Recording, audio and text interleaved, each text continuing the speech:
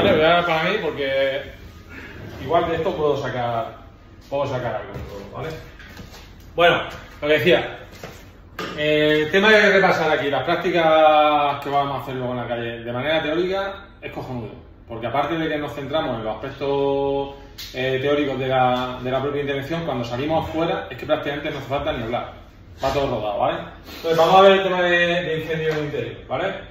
Y bueno, para hacerlo lo más participativo posible me he hecho aquí este pequeño esquema, pero lo vamos a ir rellenando entre todos, ¿vale? Entonces, en un incendio en interior en vivienda, ¿qué principales funciones? Y esto que os pregunto es mucho más básico de lo que vuestra cabeza a lo mejor os puede hacer pensar. ¿Qué funciones tenemos en un incendio en una vivienda? Vamos a suponer un edificio que siempre es el caso más extremo o más complejo que vamos a tener. ¿Qué dos funciones tenemos principales? Evacuación. Rescate de víctimas. Y ventilación. Rescate de víctimas. Víctimas, efectivamente. Hay que ir a grandes rasgos, ¿vale? No es tan complejo. Y la extinción en sí, ¿no? Y la extinción. Y el control, localización, control y extinción de incendios. Localización.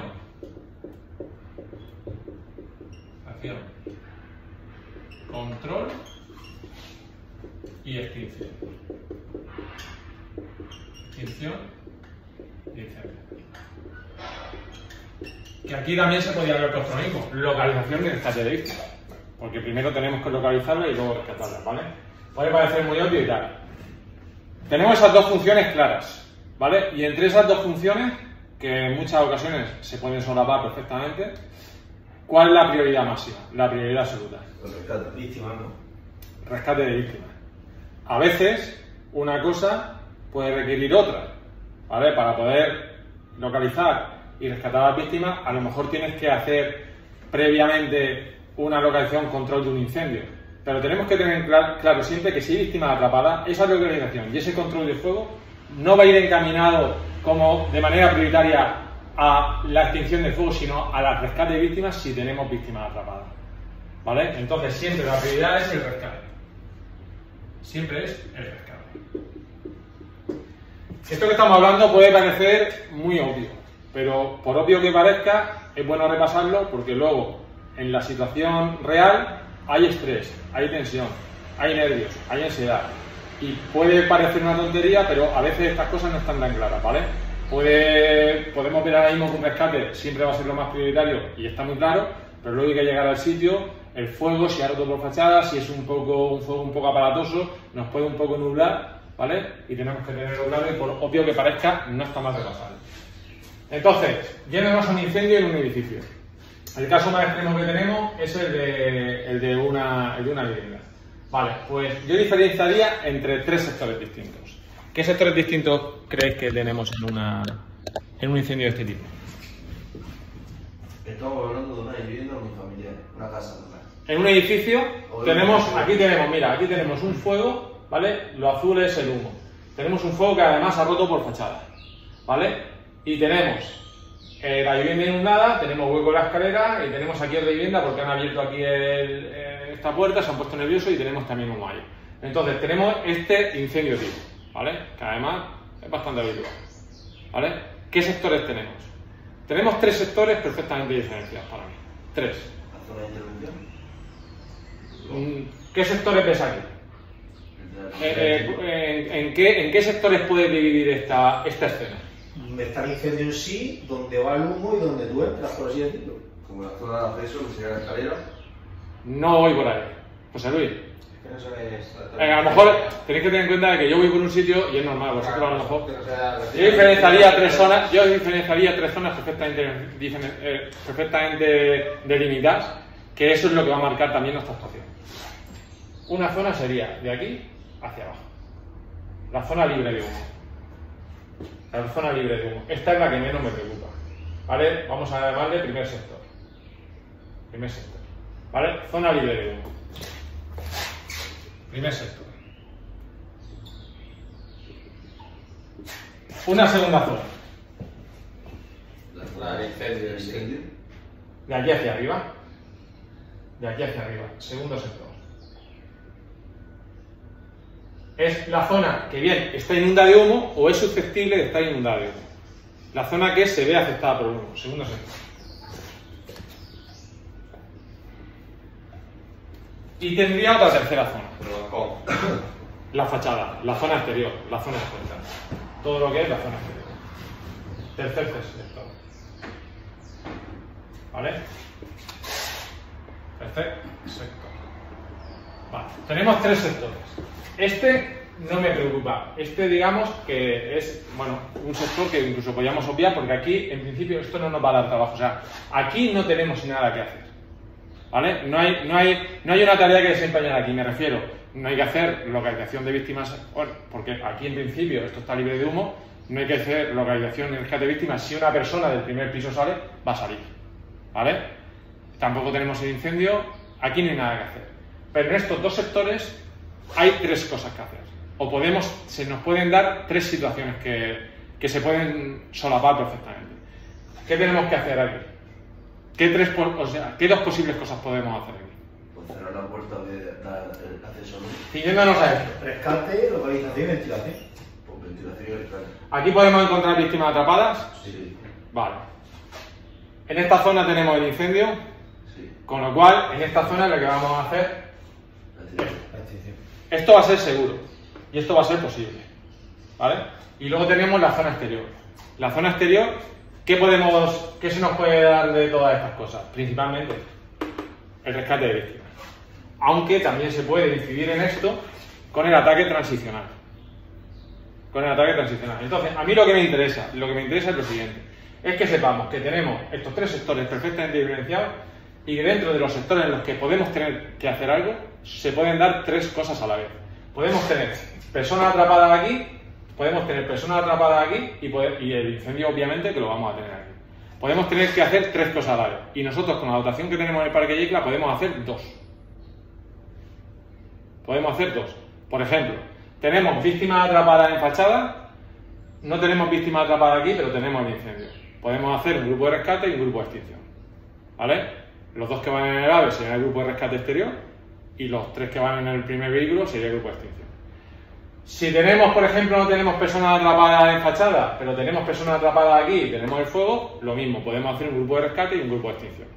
¿Vale? Podemos hacer dos cosas a la vez. Porque, por ejemplo, si tenemos personas atrapadas aquí y el fuego, si hemos hablado que la prioridad es el rescate, no podemos dividir en tres grupos. Podemos hacer dos grupos de rescate. Uno que iría por hueco a la escalera tratando de localizar a la víctima lo antes posible y otro que se quedaría en fachada rescatando a las personas en el exterior. Por eso, en los servicios que están sobredimensionados, que además tú has trabajado, José Luis, en alguno de ellos, los servicios que están sobredimensionados, normalmente para un incendio en un edificio, por protocolo salen con 9 efectivos más o menos, 8 o 9 efectivos. ¿Por qué? Pues porque tienen un grupo de rescate exterior, que si luego no lo utilizas, pero te sale un grupo de rescate exterior, un grupo que va a localizar y extinguir el fuego, y mientras un grupo localiza y extingue el fuego, hay otro grupo que está haciendo un barrido de la escalera, para localizar a posibles víctimas. Porque en algunas ocasiones vamos a tener la confirmación de que tenemos víctimas atrapadas, pero en otras ocasiones no. Entonces el grupo de rescate interior siempre va a intervenir, porque mientras un grupo localiza el fuego y lo extingue, el otro se encarga de hacer un rastreo por defecto, ya por oficio. Un rastreo de hueco a la escalera y de incluso de posibles viviendas que hayan podido quedar abiertas, ¿vale? Y un rastreo de víctimas.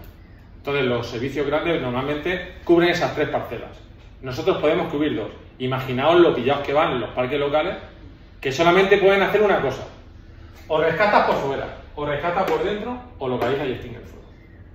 Bueno, pues si con lo que estamos viendo ahora mismo os queda claro un poco la estructura de un incendio en un edificio, los distintos trabajos que se pueden dar, la prioridad que tienen que tener y lo que podemos abarcar, si os queda claro, ya tenemos bastante. Entonces, nosotros por defecto normalmente vamos a ir siempre, a localizar, controlar y extinguir el fuego, ¿vale? Normalmente. Cuando nos hablan de atrapados, pues podemos tener atrapados en la misma vivienda, con lo cual, como decía antes, en ese caso sí que tendríamos que localizar y extinguir el fuego, pero siempre enfocado al rescate de las víctimas, más que a ninguna otra cosa, ¿vale? Pero si, por ejemplo, tenemos víctimas atrapadas aquí o aquí, pues lo que decía antes, se sigue localizando, controlando y extinguiendo el fuego, pero se simultanea con las labores de rescate, ¿vale? Y además la práctica era encaminada a eso. Vamos a simular un incendio interior que ha roto por fachada, ¿vale? Y un grupo de rescate exterior con el AVE y un grupo de localización y extinción de fuego por el interior, ¿vale? Eso es lo que vamos a hacer. Muchas ocasiones, como decía, si no tenemos atrapado, pues el grupo entero nos centramos en esto. Y de manera secundaria se hace luego un rastreo de todo esto, porque además, como hay que ventilar el hueco de la escalera, sí o sí, pues con lo cual, toda esta zona hay que rastrearla. Pero si no tenemos la constancia de atrapados, normalmente no vamos a buscar atrapados, ¿vale? Además, José Luis tú lo sabe, normalmente no vamos a buscar atrapados. Incendio en la segunda planta, tercera planta, vamos todos para allá. Se queda el bomba, el cabo con la cámara térmica, el bombero punta 1 con el bloque de lanza y el punta 2 montando la instalación. Es el caso más óptimo. Es el caso más óptimo. En caso de que haya que dividir el equipo, lógicamente hay roles que cambian. El cabo, por ejemplo, iría con el bloque de lanza, aparte de cámara térmica y marro. El punta 1 iría montando la instalación, ¿vale? El bomba sería el conductor, ese no cambia el rol, es el único que no cambia, y por ejemplo, los dos que van en el segundo vehículo, en el AVE, se encargarían de los rescates. Ahora, importante, me podéis preguntar, ¿y qué hacemos? ¿Subimos los dos en la cesta? ¿O se queda uno abajo y otro se queda arriba? Yo os comento, si se va a tener que tirar agua desde fuera, abajo tiene que haber un bomba.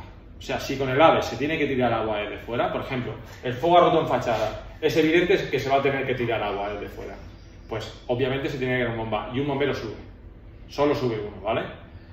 Si el fuego no ha roto por fachada, mi recomendación, no sé, y ahora podéis vosotros opinar, lo que yo veo. Yo creo que si el fuego no ha roto por fachada y lo que tenemos es humo, deberían de subir dos bomberos y mientras un bombero luego va rescatando gente, uno se queda arriba. Porque el que se queda arriba, si suben dos bomberos, se puede quedar uno arriba. Puede utilizar una máscara de pulpo, puede utilizar el caput y puede en un momento determinado darle aire fresco a una persona que no puede respirar por el humo. Entonces, si no ha roto por fachada y únicamente se ve afectado por el humo, yo subiría siempre dos bomberos y uno de ellos sería para quedarse arriba y el otro para evacuar a víctimas.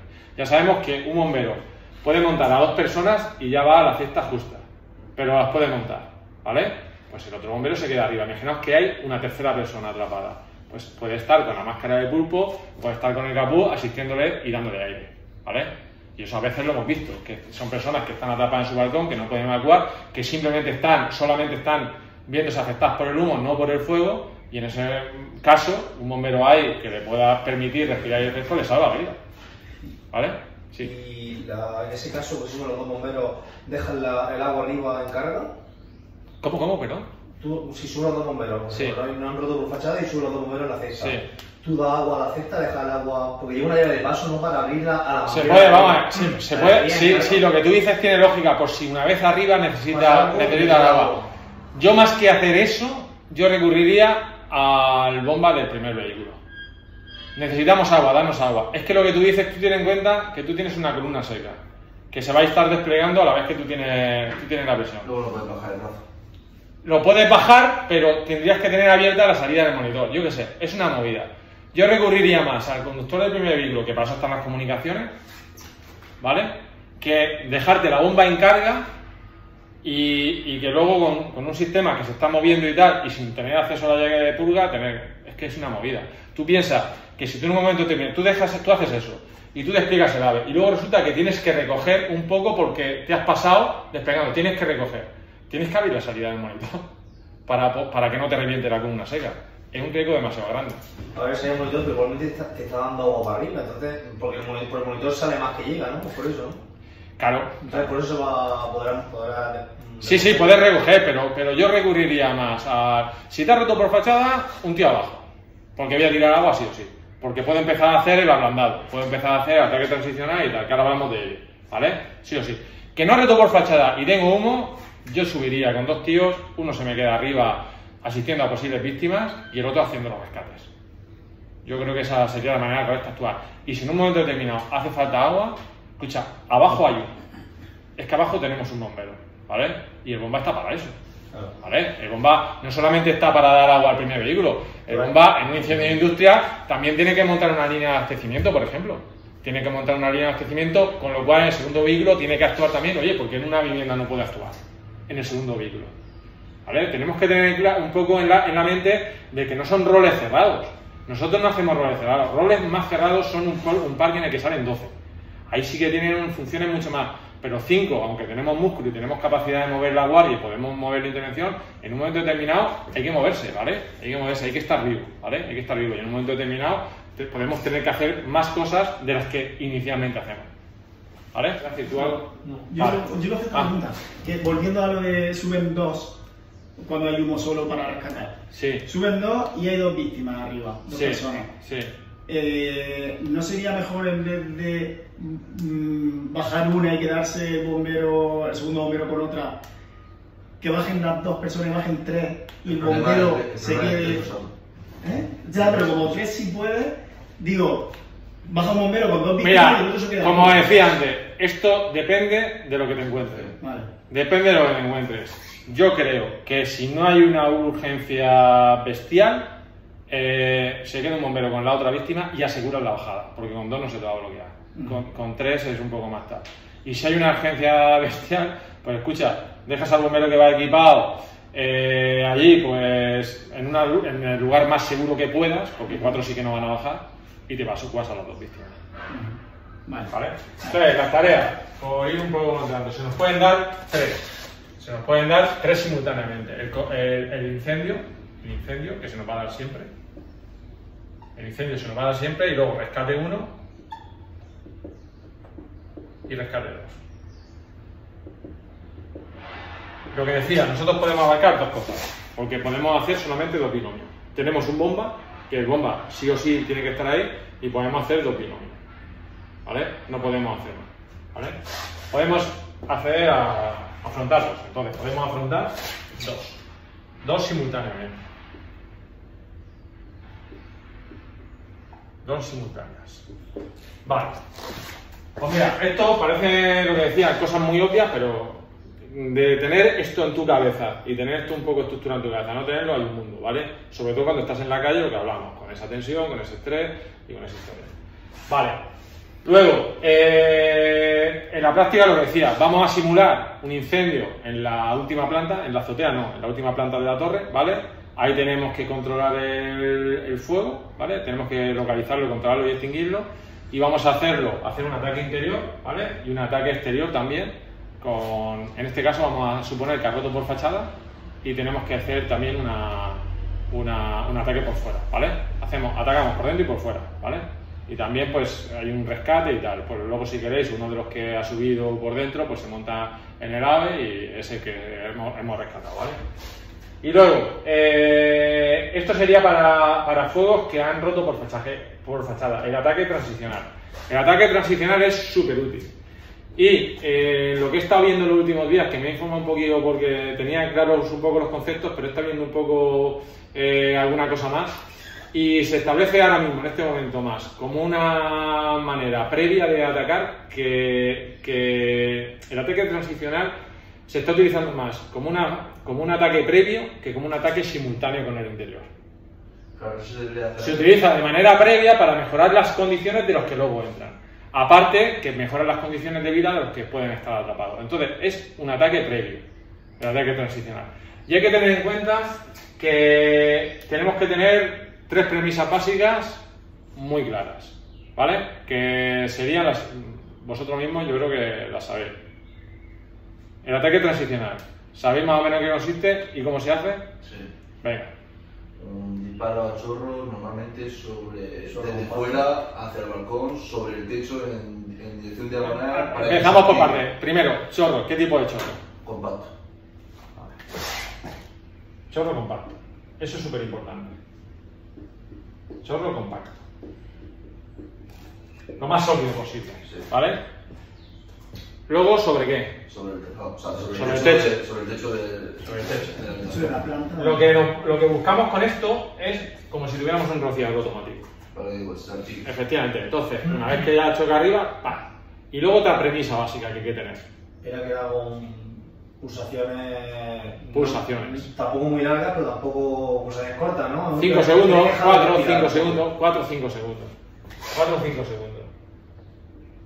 De manera general, ¿vale? Luego también está la particularidad. 4 o 5 segundos. ¿Por qué motivo todo esto? Mira, el chorro compacto es porque si tú tiras un chorro que no es compacto y abierto, tú piensas una cosa. Esto se utiliza en fuegos que han roto por fachada. Los fuegos que han roto por fachada, el calor está saliendo. El calor, el humo más caliente, el calor, las calorías se están evacuando, ¿vale? Si tú no tiras un chorro compacto, lo que haces es poner un tapón. Y entonces el calor no puede salir, se queda ahí. Y encima de todo le estás metiendo aire fresco. Con lo cual estás haciendo que la combustión incluso sea más virulenta. Y sobre todo el efecto tapón. Entonces el chorro compacto, por eso. El techo, pues lo mismo. Tú ahí ya sí que quieres que se caigan gotas. Para que lo que hace sobre todo se enfríe. Y las pulsaciones, obviamente, por eso, por lo mismo. Porque tú tienes que dejar que siga respirando. Si tú tiras y estás cargando el ambiente de vapor de agua, antes o después el vapor de agua te va a hacer efecto tapón y va a concentrar todavía más el calor. Entonces se trata de, yo tiro, ¿vale? De manera compacta, me abren gotas, eso baja la temperatura y respira, ¿vale? Y respira y evacúa el calor. Tiro, vuelvo a tirar, vuelvo a enfriar y evacúa el calor. Y poco a poco, progresivamente, voy consiguiendo que baje la temperatura. Y yo creo que ya está. Por cierto, el alcance. Con una línea de 25 tenemos para llegar a una segunda o tercera planta. Por encima de una tercera planta tendría que ser 45. ¿Vale? 45. Y con una de 45 tenemos para 2 plantas más. O sea, tenemos para una quinta planta y sexta. Bueno, 3 plantas más, mejor dicho. ¿Vale? La otra nos quedaríamos en el límite, sería la tercera. El límite de una de 45 sería la sexta, más o menos. Y claro, puedes decir, claro, si yo tiro por dentro una línea de 25 y estoy trabajando a alta presión, y por fuera necesito una de 45, va a haber una disparidad de presiones. Lo que decía antes, como es un ataque previo, más que un ataque simultáneo, en principio no se nos van a dar esa situación, ¿vale? Pero sí que tenemos que tener en cuenta de que si la bomba la tenemos trabajando en alta porque esta línea está en carga, a lo mejor no está extinguiendo, pero está en carga, sí va a haber una disparidad de presiones. Y ya sabemos que lo que tengamos en alta presión, o sea, lo que tengamos en baja presión nos equivale a 5 veces, más o menos. 5 veces. Si tenemos 4 bares, 5 bares o a 4 veces. Si tenemos 5 bares en baja presión, tenemos 20 en alta presión. Y si tenemos 10 en baja presión, que es lo que necesitaríamos, 10 en baja presión en 45, lo que necesitaríamos para llegar a una quinta o sexta planta, necesitaríamos mínimo 10 bares en punta, ya sabemos que tenemos 40 en 25. ¿Vale? Ya sabemos que tenemos 40, siempre 4 veces más, aproximadamente. ¿Vale? Eso hay que tenerlo en cuenta. Para intentar que no se solapen. Y si se solapan, ya se sabe que si se está haciendo ataque transicional, el que está en punta de lanza tiene que llevar cuidado. No puede abrir alegremente, sino que tiene que regular con el caudalímetro y también con la llave de apertura. Eso hay que tenerlo en cuenta. Y yo por mi parte, dicho esto, no sé, si no hay ninguna duda, salimos, nos equipamos y simulamos una intervención real, que es lo que a mí me gusta. Simular una intervención real. Damos una vuelta al polígono, nos equipamos mientras damos una vuelta y actuamos. Pero me enseñar sobre todo la comunicación, ¿no? Porque al final hay lo complicado que es con escuchar, con el enfoque. Se complica todo. Si dividimos al equipo, todo se complica. Porque realmente no debe, o viendo lo de las presiones, no sería interesante estar haciendo el ataque de fuera con gente entrando a... No es lo suyo, es un ataque previo. Pero imagínate que tú estás con el ataque transicional. El equipo de dentro ha llegado rapidísimo. Ha llegado mucho más rápido de lo que incluso tú. Porque el que está fuera tiene trabajo, tiene tal, y a lo mejor no se puede poner nada más llegar, ¿vale? Entonces, imagínate que empieza con una tarea de necesidad y los de dentro han llegado rápido y se ponen a actuar. Que se sepa, que va a haber una descompensación. Eso no se puede, eso es así, es física y no se puede, que se sepa, que por lo menos se sepa. Que lo normal es que no coincidan, pero que si coinciden que se sepa, ¿vale? Y ya está. Luego, mira, sí que es verdad que comentaros otra cosa más. El tema de la ventilación, aunque sea una fase posterior, la ventilación siempre la tenemos como una fase posterior. Pero yo sí te digo una cosa. La ventilación precoz en cualquier incendio del interior es fundamental y súper importante. Precoz.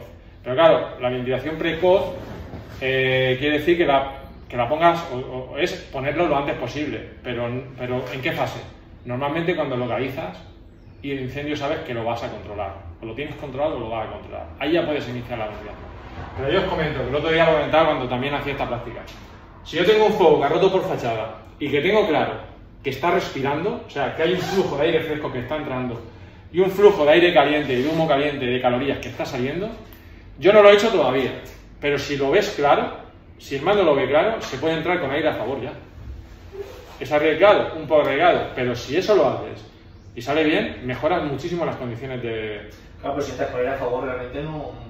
Es positivo, ¿no? Porque no... Es positivo, pero es arriesgado porque meter aire fresco, más aire fresco del que ya está entrando, sin saber todavía en qué condiciones está ese incendio, es decir, sí sabes en qué condiciones está en el momento que sabes que ha roto y que hay un flujo. Eso, como digo, si es muy evidente lo puedes hacer, pero hay un pequeño riesgo porque lo estás haciendo sin estar ahí, sin verlo físicamente. Entonces yo normalmente cuando he estado en cualquier incendio, y además en los vídeos que he grabado en la cámara se ve muy bien, en cuanto llego al fuego y ya lo veo y veo lo que requiere de nosotros, lo que necesita de nosotros, o se ha empezado a tirar ya rápida, en cuanto llega ese momento que ya digo, lo he localizado, si no lo tengo controlado lo voy a controlar fácil y porque le mete aire fresco no se me va a ir, en ese momento mete ventilador, porque es que mejora las condiciones rapidísimo.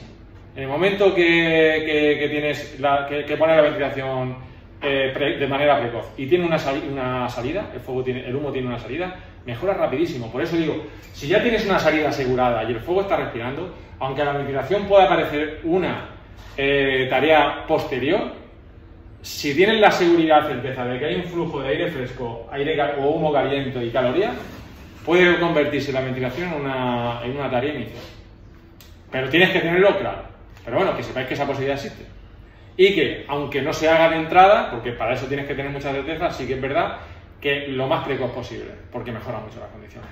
Si esa ventilación no se coordina bien con una rápida localización, control y extinción del fuego, podría provocar un flashback. Flashover, perdón. Si tiene, en teoría, si tiene salida de humos, si el humo más caliente está saliendo, en teoría no. Por eso lo puedes poner. Claro. Lo que sí te puede producir, que por ahí viene un poco el riesgo, es que el fuego momentáneamente lo avives. Pero claro, ganas muchas más cosas. A lo mejor lo aviva un poco, momentáneamente, pero ganas la visibilidad, baja mucho la temperatura, lo ganas tú, lo ganan posibles personas atrapadas, y ese avivamiento del fuego, como vas a llegar a él mucho más rápido, lo vas a poder suplir rápido.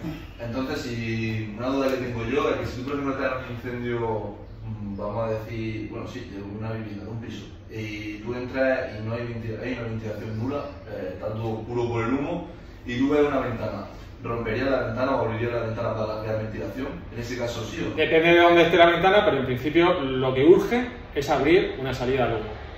En principio sí. Vale. Habría que ver dónde está, pero en principio lo que urge, cuando tengamos un incendio interior y no haya roto por fachada y no respire el humo, lo que urge es súper urgente. Lo que urge es encontrar la primera ventana que puedas, que estratégicamente te sirva. Claro, que estratégicamente te sirva, eso es súper urgente. Luego ya, cuando ya tenemos una salida y hemos empezado a evacuar el humo, entonces ya luego nos pondremos selectivos. ¿A qué me refiero selectivos? Porque, por ejemplo, imagínate que la he abierto aquí en el hueco de la escalera, aquí abajo, y a lo mejor me ha servido como una primera vía de evacuación del humo, pero me ha servido en ese primer momento. Una vez que ya me ha mejorado las condiciones aquí, a lo mejor aquí no, pues entonces ¿qué ocurre? Que entonces yo ya cierro aquí y ya me voy arriba y entonces ya me pongo selectivo, o sea, ya compartimento la ventilación. Pero si estratégicamente esa ventana me sirve en un primer momento y no tengo ninguna otra abertura, claro que me vale. De hecho, es una de las primeras cosas que tenemos que hacer, abrir una ventana, por lo menos para que el humo, para mejorar las condiciones de visibilidad, para mejorar las condiciones de temperatura, para poder poner ventilación precoz y para poder evitar el riesgo de flashback o de backdraft. La señal es. Pero que la apertura de una ventana estratégica, que estratégicamente te sirva en los primeros momentos, es fundamental. Pero todo esto lo que estamos hablando, al final, ¿qué es? Llegar allí, ver, capacidad de análisis, tener las cosas claras y comunicación en el equipo. ¿Por qué? Pues porque al final el mando, por muy listo que sea, no lo ve todo. Y vosotros también, como bomberos, tenéis ojos, tenéis oídos, tenéis criterio. Lo que no tenéis que hacer es llegar a un incendio y porque veáis una cosa, poneros a actuar de manera, no, esa cosa que veis la canalicéis a través del cabo, porque a lo mejor el cabo tiene en cuenta 3 cosas distintas o 3 cosas más. Y esa que vosotros le dais es otra cuarta cosa. O sea, entonces al final esto todo es cuestión de trabajo en equipo, de entre todos enriquecernos, de entre todos aportar y tomar la mejor decisión posible. Pero siempre con comunicación, lo que decía, con comunicación. No puede ser que, lo que digo, el cabo actúe sin tener en cuenta lo que digan sus bomberos y los bomberos actuar en función de lo que están viendo. Al libre albedrío, que a veces pasa. Poco, pero pasa. Porque lo que decía, hemos repasado cosas que son súper obvias, pero tío, luego llega el sitio y de tenerlo claro, de haberlo trabajado en el parque o no haberlo trabajado, un equipo nuevo que no has trabajado nunca con ellos, que alguno se pone nervioso y tal, cambia mucho la cosa. Así que nada, yo por mi parte, si queréis, vamos, simulamos una intervención y a poner el